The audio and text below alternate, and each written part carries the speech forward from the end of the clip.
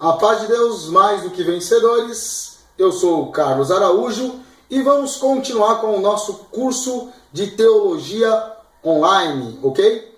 Eu quero te parabenizar. Se você chegou até aqui, isso quer dizer que você tem perseverado. Teologia é uma ciência que não é para qualquer pessoa estudar. Exatamente. Nem todo mundo consegue lidar com as mazelas, com a exigência que a teologia ela traz. Você tem que abrir a sua mente, você tem que buscar um conhecimento de forma sincera e, como no nosso caso aqui, nós somos ortodoxos, com um conhecimento que seja útil para a obra de Deus, útil para a sua vida espiritual, útil para que se dedique, que leve uma dedicação sua como servo de Deus, né? Então nós nos rendemos a Deus e buscamos o conhecimento. Se você chegou até aqui, você tem tido a coragem de fazer isso e sempre terá os meus cumprimentos. Então bora lá. Estamos falando sobre o Pentateuco e estamos agora na aula 2, Pentateuco, aula número 2. Falaremos então dos livros que faltam, falamos do Bereshit, então o Gênesis, o Êxodo, a passagem, e agora nós vamos falar sobre Levítico, Números e Deuteronômio. Tudo bem? Levítico e a base, né, que eu tenho utilizado aqui, esse material que é muito bom da Igreja de Nosso Senhor Jesus Cristo. Eu faço parte da equipe também e tenho o prazer de oferecer o curso baseado nesse material, junto com esses livros que eu tenho ao meu redor e outros que são de grandes teólogos contemporâneos para ajudar na compreensão. Tá bom? Bora lá então. Levítico, holocaustos, ofertas e sacrifícios é o subtítulo que é dado na apostila. A partir da página 10 seguiremos então. Lá para a página 10 e 11 vai falar do livro de Levítico. Começa a falar do livro de Levítico. O livro de Levítico é um livro da instituição sacerdotal e litúrgica, ok? Dos vários ofícios que nós temos no Antigo Testamento, os sacerdotes, né? Ou o sacerdócio, ele é fundamental. Os sacerdotes estão mais ligados de forma simples como aqueles que levam do povo, né? E apresentam para Deus. Diferente do profeta que traz de Deus para o povo, o sacerdote leva do povo para Deus, leva as ofertas para Deus, leva os sacrifícios para Deus. E tomam conta na liturgia, que é a forma cultica, ou como o culto tem que se seguir no Antigo Testamento ali, e nos inícios de Israel, do povo, da nação escolhida por Deus. O nome do livro indica apenas que é um manual para o ofício de levita. A tribo de Levi é separada por Deus, dentre as tribos de Israel, para servir a Deus com tudo que possuem. Os levitas eles têm uma responsabilidade como sacerdotes e como sumos sacerdotes para tomar conta de todo o trabalho do templo e daquilo que diz respeito à obra direta e específica de Deus, né? Até porque o último versículo do livro situa o livro e seu contexto escriturístico, né? Lá em Levítico 27:34 também, por exemplo, vai falar: estes são os mandamentos que o Senhor ordenou a Moisés para os filhos de Israel no Monte Sinai.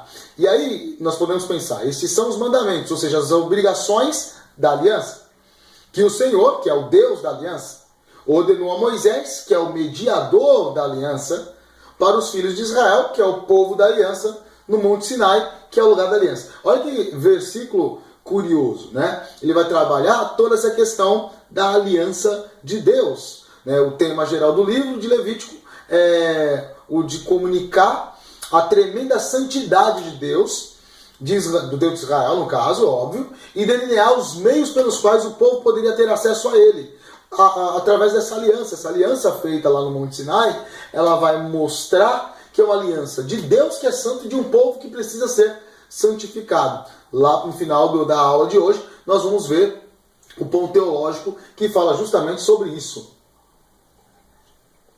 Ok? Bem, dando prosseguimento, na página 11 ainda, fala sobre o valor intrínseco do livro de Levítico, e esse valor intrínseco, ou seja, esse valor que está dentro do livro, ok? Ainda que você não veja de forma direta, explícita, mas você consegue enxergar no livro, se você olhar com cuidado, ele consiste em 4 realidades.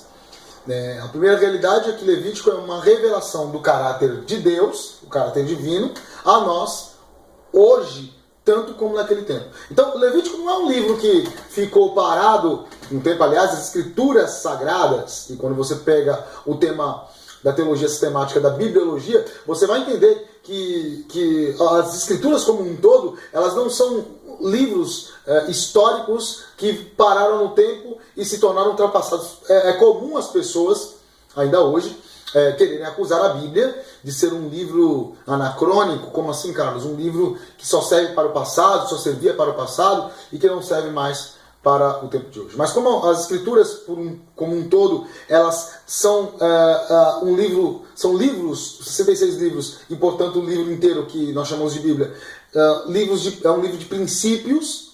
Esses princípios são atemporais. Eles extrapolam datas específicas, locais específicos, vontades específicas, ações específicas humanas e da história. Ele ultrapassa tudo isso e esses princípios são aplicados e podem ser aplicados e devem ser aplicados universalmente. Então, Levítico é essa revelação do caráter, de quem Deus ele é para todo o povo desde sempre. É uma exposição simbólica, o segundo ponto aqui, segunda realidade, é que Levítico essa exposição, ele vai se expor de forma simbólica, e expor o quê? Os princípios básicos que são a base para o relacionamento entre Deus e os homens. Então ele vai trabalhar falando das ações que o povo tem que ter dentro da lei, etc. Mostrar como o povo precisa se comportar para se relacionar com Deus. Isso serve como tipo, como simbolismo do relacionamento homem-Deus. Aliás, teve um teólogo, Martin Buber, que vai mostrar que o relacionamento com Deus, ele é do tipo eu-tu, e não do tipo eu-isto. Como assim, Carlos? Eu-tu, ou seja, você se relaciona com alguém. Deus é alguém, e não é algo. Então não é um relacionamento eu-isto, como se fosse eu, isto que é o livro, e eu leio, me aproprio do risco e me aproprio dele. Ou disto que é meu copo de café com o símbolo da Sofia, minha filha. Não, mas é eu e Deus, que é alguém. E esse relacionamento tem que ser verdadeiro. Esse relacionamento tem que ser real. A terceira realidade é que Levítico fornece um corpo de uma lei civil para a teocracia. Como assim lei civil? Você vai lá ainda na página 11, na apostila, um tipo, um corpo para uma lei civil, ou seja, essa lei civil é a lei para o povo, para o comum, para o cidadão, para quem mora e convive na cidade, no país, no estado, para viver uma teocracia. O que é teocracia? Teocracia é uma das formas de governo. Nós temos várias formas de governo. Por exemplo, no Brasil nós temos uma democracia. Teocracia é o quê? É o governo, teocracia vem de teos é Deus em grego, e kratia que é governo. Então, teos mais kratia, governo de Deus. É o governo de Deus. Israel é um dos povos da antiguidade que estabelece Deus, o seu Deus, o objeto da sua adoração, como o grande responsável pelo governo.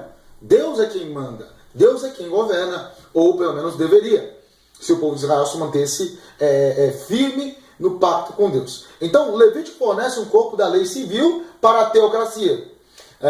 Se teocracia é governo de Deus, o que é democracia, ô Carlos? Calma, irmão. Democracia não é governo do demônio, não. Fica tranquilo. Tá amarrado. Não, fica tranquilo. Democracia, é a expressão para povo. Então é o governo do povo. É por isso que hoje nós temos representantes que nós chamamos de políticos, erroneamente. Eles não são os políticos, eles são os representantes. Os políticos somos nós, quem vive na cidade. Agora nós damos autoridade ao votar para eles, para escolherem o melhor para nós. Será que é assim mesmo? Será que é isso que tem acontecido?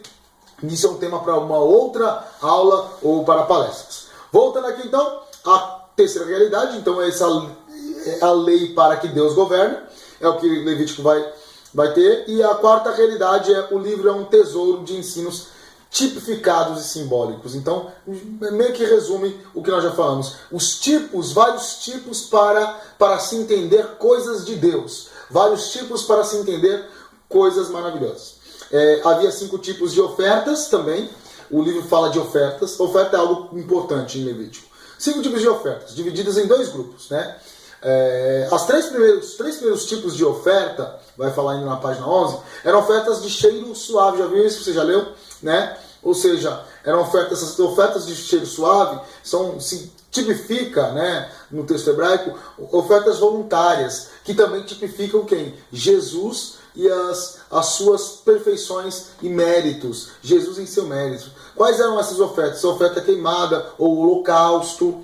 Também nós tínhamos as ofertas de manjares, a oferta da paz ou o sacrifício pacífico. Os outros tipos de oferta, são 2, que eram as compulsórias, que tipificam Cristo, né, suportando os deméritos do pecado. E essas, como fala compulsórias, é porque elas precisam ser feitas, tem a necessidade que elas sejam feitas, né? Como a oferta de expiação pelo pecado, ou seja, pecou, tem que fazer. E a oferta de expiação pelas culpas e transgressões. Você transgrediu a lei, você tem que fazer. Você pecou, você tem que fazer compulsoriamente.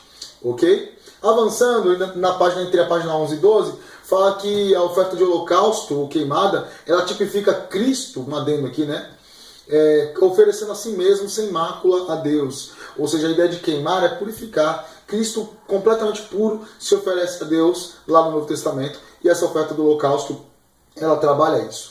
Já a oferta de manjares, que você também já deve ter lido alguma vez, ela tipifica a perfeita humanidade de Cristo. Os manjares simbolizam a Cristo como ser humano. A oferta da paz, que é outra oferta, ou o sacrifício pacífico, né? Ela fala da comunhão restaurada, que resulta do quê? Da perfeita satisfação alcançada em Cristo. Cristo, por que a paz? Porque Cristo nos traz a paz. Ele fala, eu vos dou a paz, a minha paz eu vos dou, não vos dou como o mundo a dá. E por que isso acontece? Porque em Cristo você encontra a perfeita comunhão com Deus, porque ninguém nunca viu a Deus, mas o Filho unigênito fez revelar. Em Cristo você encontra a comunhão com Deus, e a comunhão com Deus te leva à paz. E é agradável, é completamente satisfatório estar em Cristo. Também tem a oferta da expiação pelo pecado, que ela vai tipificar Cristo como aquele que carregou os nossos pecados. Lembre-se de João falando, esse é o Cordeiro de Deus que tira o pecado do mundo.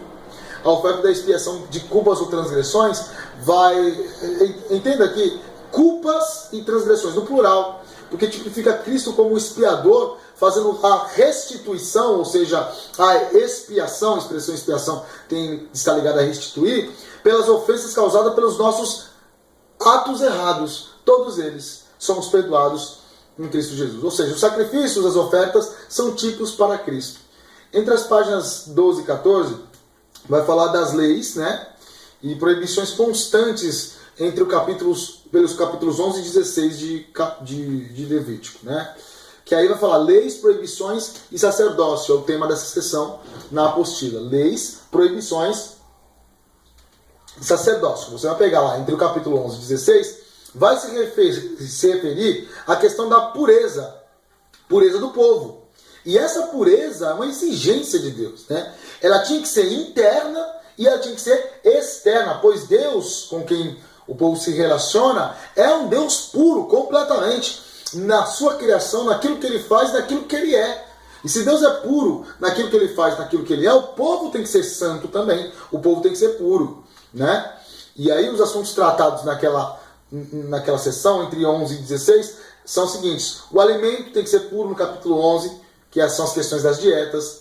O corpo precisa ser puro, no capítulos 12, do 13 ao 46. Aí vai falar de nascimento de filhos, doenças, que é a lepra, e a limpeza mesmo. O corpo tem que ser puro, né? A roupa tem que ser pura, capítulo 13, versículo 47 e 59. Né? E aí está falando de trajes. Né? A casa tem que ser pura, capítulo 14, versículo 33 ao 57, porque a higiene habitacional, porque pense que isso pode causar doenças terríveis ao povo. Os contatos também tem que ser puro, no capítulo 15, ou seja, é higiene e preservação sexual. Você não pode fazer qualquer tipo de ato sexual sujo, tem que ser uma coisa limpa, uma coisa pura. Nação pura, no capítulo 16, que é a purificação nacional pelo sacrifício expiatório, o cordeiro, bode expiatório, né? Que era lançado e pagava e levava os pecados do povo. Aprendemos através dos regulamentos, então, extremamente práticos. Repare que a vida, que o livro Levítico é extremamente prático, no dia a dia, o povo de Israel, que havia uma intrínseca, ele vai colocar na apostila aqui, necessidade de separação entre o puro e o impuro. Ou seja, entre o santo e o profano, que vai ser nosso ponto teológico. Aí ele também vai falar aqui, no capítulo, na página 14 e 15, sobre os costumes, as penas e as festas, né? No capítulo 17, ele vai falar um pouquinho sobre o altar. E ele fala assim, que não dá para fugir e deixar de notar a questão do capítulo 17, falando do altar. Porque o altar, né, ele vai falar, tem 5 indicações desse lugar estipulado como sacrifício. Existe um lugar específico para sacrificar. E aí podemos pensar, é óbvio que para nós hoje como cristãos, o altar é a nossa vida, nós somos o templo, né? Ou seja, onde quer que nós estejamos, temos que adorar. Mas o povo tinha um lugar específico para adorar e para sacrificar, e o altar é esse lugar. Dentre os capítulos 18 e 27, essa parte do livro, ele aqui na apostila vai falar que pode ser subdividido em 4 sessões. A primeira sessão fala sobre regulamentos referentes ao povo, ou seja, o que o povo tem que fazer. Vai falar de proibição sexual, admoestações gerais e sanções penais. Ou seja, o que o povo tem que se comportar sexualmente, por exemplo, pecados sexuais. É muito comum as pessoas falarem, o homossexual lá, Levítico, ele tem que ser morto. Não é homossexual apenas, é qualquer pecado sexual. Né? Porque senão a gente acaba sendo preconceituoso sim. O homossexual tem que morrer. E hoje tem que morrer? Não, vivemos o período da graça. O perdão de Deus prevalece. Mesmo que a pessoa continue pecando, ela vai se ver depois com Deus e ela vai dar conta para Deus. Você não tem que matar ninguém hoje. Né? Mas a ideia naquele período é porque se a pessoa tivesse pecados sexuais destroem a família. E se ele destrói a família, na antiguidade, a família era a base para o Estado. E se não tem família, não tem Estado, não tem exército, o povo está desprotegido e outras nações vêm e invadem. Então, ser homossexual, ter relações com animais, ter relações entre parentes, que é o incesto, ou adultério, tudo isso era punido com pena de morte. Por quê? Porque estragava a família. Segundo ponto, que a segunda sessão vai falar sobre regulamentos referentes aos sacerdotes. Os sacerdotes, o que o sacerdote não podia fazer? O que as pessoas, né, que tipo de pessoas o sacerdote não podia ter contato e que tipo de ofertas não deveriam ser feitas também. A terceira sessão fala sobre regulamentos referentes às festas. Então, o conjunto das ações anuais, né, as principais festas, como a festa dos pães asmos, a Páscoa, a festa das cabanas, dos tabernáculos, ok? A festa das colheitas, das semanas. O óleo, o pão, como é que isso tinha que ser usado, a penalidade da blasfêmia, tudo isso na sessão 3. E finalmente na sessão 4 de Levítico, fala sobre os regulamentos referentes à terra. Como é que quando eles chegassem lá na terra, como é que eles tinham que se comportar? Ou seja, como é que era o ano sabático, do jubileu, onde eles tinham que libertar as pessoas, quais eram as alternativas para a aliança e as consagrações e os dízimos, ok? Basicamente Levítico vai trabalhar isso na apostila. Em Números, capítulos 16, páginas 16 e 17, o grande tema de Números é estatística, disciplina e ofertas. O livro de Números também documenta a organização efetiva das tribos em uma estrutura comunitária. Israel vai se comportar como uma comunidade religiosa, que era política e compreensível como política, né, e que se preparava para a conquista da terra de Canaã. A primeira parte do livro são os capítulos do 1 ao 14, que vai falar o quê? Vai falar a respeito da geração antiga. Toda aquela geração antiga, esses primeiros 14 capítulos, vão trabalhar aquela geração que morreu, saiu do Egito e não entrou em Canaã. Né? Aquela geração que transcorre desde o trajeto do Sinai até Cádiz, havendo aqui uma primeira contagem e uma instrução para uma peregrinação, porque o povo já não... uma passagem tão curta, mas o povo não estava preparado ou não estava apto, aquela primeira geração, para entrar na terra de Canaã. Vão morrer todos. Na segunda parte, do capítulo 15 ao 20, nós temos o período da transição, ou seja, o deserto. né? Entre o 15 e o 20 é quando eles vão estar ali no deserto, trabalhando toda essa questão de estabelecer, de caminhar e de ficar ali peregrinando. E na terceira parte, que é dos capítulos 16 ao 36, vemos a nova geração, ou seja, a geração que nasceu no deserto e que entrou em Canaã, é a geração do povo escolhido de Deus para herdar a terra prometida, conhecer, né, o povo que nasceu no deserto e entrou em Canaã para, né, sem conhecer o Egito, né, buscando novos caminhos de Deus.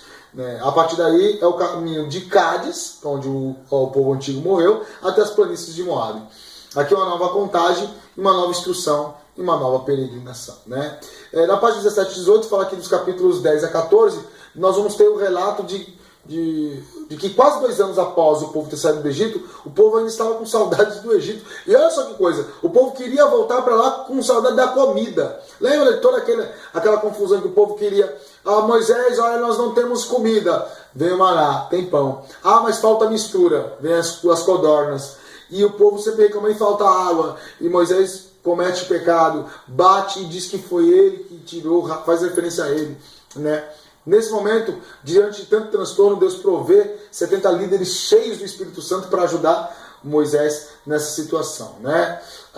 Ele envia os espias naquela passagem tão interessante, onde somente Josué e Caleb, né, vão voltar trazendo boas notícias, e eles são os dois que vão, da antiga geração, que vão entrar na terra prometida. Ok? Entre os versículos, as páginas 18 e 20, nós temos a designação das leis, né? Em apenas 6 capítulos, vai mostrar ali, o livro cobre 38 anos de história, comparados com os 14 capítulos anteriores, né? Referentes a 2 anos apenas. Esse período pode ser considerado como uma suspensão no desenvolvimento da história de Israel. É uma suspensão. O povo ali, esses 6 capítulos trabalham 38 anos. É uma coisa assim louca, porque 2 anos para 14 capítulos, 6 capítulos para 38 anos. Por quê? Para mostrar como esse povo ele vai penar nesse tempo, né? Aprendemos algumas verdades fundamentais quando o povo reclama contra Deus, critica Moisés e tem aquela terrível rebelião. São severamente punidos. 14 mil pessoas morrem como resultado dessa rebelião, resultado da rebelião de Corá, né? O próprio Corá, Datã e Abirã, juntamente com suas famílias, seus filhos, eles morrem juntamente com 250 falsos sacerdotes, e aí vai. Então, no livro de Números ele vai reclamar, os líderes, vai mostrar que os líderes do povo de Deus de hoje, como eles têm que agir, quais são as posturas e a fidelidade que tem que ter em relação a Deus. Finalmente chegamos em Deuteronômio, página 22 e 23 em diante. O nome Deuteronômio quer dizer segunda lei ou repetição da lei. Isto se fez necessário, né, porque a geração que recebera e ouvira a exposição da lei, ela já não existia mais. Então, esse povo que estava ali, eles eram novos, eram os filhos daquele povo rebelde que morreu, né? Então, é um livro que vai trazer a lei novamente. É um livro que tem característica de transição marcada por 4 áreas distintas. E as áreas, vão ser ditas na apostila, são uma transição para uma nova geração, um novo povo, uma transição para um povo que irá ter uma nova possessão, novas posses, que também é caracterizada por uma nova experiência e, finalmente, uma nova revelação de Deus. Qual é a revelação de Deus? O amor que Deus tem pelo povo de Israel, né? O comando básico da lei é declarado, e é fantástico, e quando eu pronunciar aqui você vai lembrar, lá no capítulo 6 de Deuteronômio, versículo 4 ao 6, que fala: Ouve, ó Israel, o Senhor nosso Deus é o único Senhor. Amarás, pois, o Senhor teu Deus de todo o teu coração, e de toda a tua alma, e de todas as tuas forças. E essas palavras que hoje te ordeno estarão no teu coração. Amém? Deuteronômio ainda fala da questão do ensino, né? As festas e as leis. Vai trabalhar essa questão de uma sessão de estudo sobre o Deuteronômio abrangendo os capítulos 12 ao 26. Ele vai falar um pouco sobre isso aqui na apostila, que cobre a parte central do livro, que é peculiar quanto ao seu conteúdo e propósito. Por quê? Porque vai tratar das festas e as leis que o povo deveria manter. Festas e leis, a alegria e a regra no coração do povo. E finalmente, para terminar, essa parte fala que a última parte do estudo de Deuteronômio, que é do capítulos 27 ao 34, se divide em 4 visões principais, que são as bênçãos e maldições, da aliança, né? O engraçado é que na igreja evangélica hoje tem o costume de se falar das bênçãos sem se falar da aliança. E não é bem por aí. As bênçãos perdão, sem se falar da maldição, né? Se você vai assumir a bênção, você tem que assumir a maldição também. Ou seja, obedeceu tem bênção, desobedeceu tem maldição. Deveriam ser assistido isso, né? Também fala do renovo do compromisso com a aliança e o futuro dessa aliança e finalmente o Cântico de Moisés, que é uma das passagens mais belas do Antigo Testamento, né? Quando Moisés conclui o ministério e morre ali em cima do monte, né? De um modo geral, o livro de Deuteronômio nos traz um entendimento mais profundo do nosso relacionamento com Deus e sua palavra, ou seja, de retorno. Ok? Para finalizar a nossa aula de hoje, eu quero trazer o ponto teológico, que é a soteriologia, que é a doutrina da salvação, para falar da santificação. Primeiro eu vou contrapor aqui a santificação desse livro aqui de Charles Finney, que foi um pregador, professor, teólogo, abolicionista, e que é avivalista também, estadunidense, que viveu o segundo período da grande despertar tremendo de Deus. Ele fala assim, ó, sobre santificação. É a santificação plena, ele vai falar. É patente que a obediência total à lei de Deus é possível com base na capacidade natural, o homem, na sua capacidade. Contradizer esse ensino é negar que um homem seja capaz de fazer tanto quanto pode a própria linguagem da lei. É clara em igualar suas reivindicações da capacidade do indivíduo, pouco importando quão grande ou pequena seja a sua capacidade. Amarás, pois, o Senhor teu Deus de todo o teu coração, de toda a tua alma e de todo o teu poder, Deuteronômio 6,5, como nós lemos. Aqui é óbvio, fala o Finney aqui no livro, que tudo o que a lei exige é exercício da força que tenhamos no serviço de Deus. Como a santificação plena consiste em obediência perfeita à lei de Deus, e como a lei requer nada mais do que o uso certo da força que tenhamos, é claro que está para sempre estabelecido de um estado de santificação plena e é alcançável nesta vida com base na capacidade natural. Olha esse finalzinho. É claro que está para sempre estabelecido que um estado de santificação pleno é alcançável nesta vida com base na capacidade natural. Para Charles Finney, portanto, é possível nós sermos completamente santos na nossa capacidade dada por Deus, estamos falando de um homem em Cristo, é claro, nesta vida. Nesta vida. Ok? Então, primeiro ponto aí, santificação, é possível ser plenamente santo, sem pecar, não cometer pecado, pela capacidade dada por Deus, que é uma capacidade natural para quem é servo dele. Isso por Charles Finney. Já por Wayne Grudem, que é um grande teólogo atual, ele fala da santificação processual e por se fazer nessa vida. Né? Então, assim, ele vai falar que diferenças entre justificação e santificação. Ele vai colocar uma tabela. A tabela fala assim, ó, que a justificação, quando Deus nos justifica, ela é jurídica, de uma vez por todas, é inteiramente a obra de Deus, é perfeita nessa vida e é para todos os cristãos. Né? É a mesma coisa para todos os cristãos. Já a santificação que o Finney diz que todo mundo consegue no mesmo nível total, para o Grudem, a santificação ela é condição interna, ela continua ao longo da vida, ou seja, ela não está acabada. Nós cooperamos com Deus, Deus faz, mas nós cooperamos, nós ajudamos. Não é perfeita nessa vida, e existe mais santidade em algumas pessoas do que em outras. Ou seja, Grudem está em contradição com Finney. Finney diz que nós conseguimos ser santos plenamente nessa vida. Grudem diz que não dá para ser santo plenamente nessa vida. E você, o que diz? É possível o crente ser completamente santo nessa vida? Ou será que ele vai sempre dar cabeçadas e ele vai estar buscando o aperfeiçoamento a cada momento? Hein? O que você me diz? Meu irmão, Deus abençoe a sua vida. E esse é o debate, né? Tomando por base o povo de Israel, quero deixar essa questão para debate. A santidade é algo impossível nessa vida? Porque o povo de Israel não conseguiu ser plenamente santo. Ou podemos chegar ao nível que Deus espera ainda aqui nessa terra? Pense aí no seu lugar, no seu canto.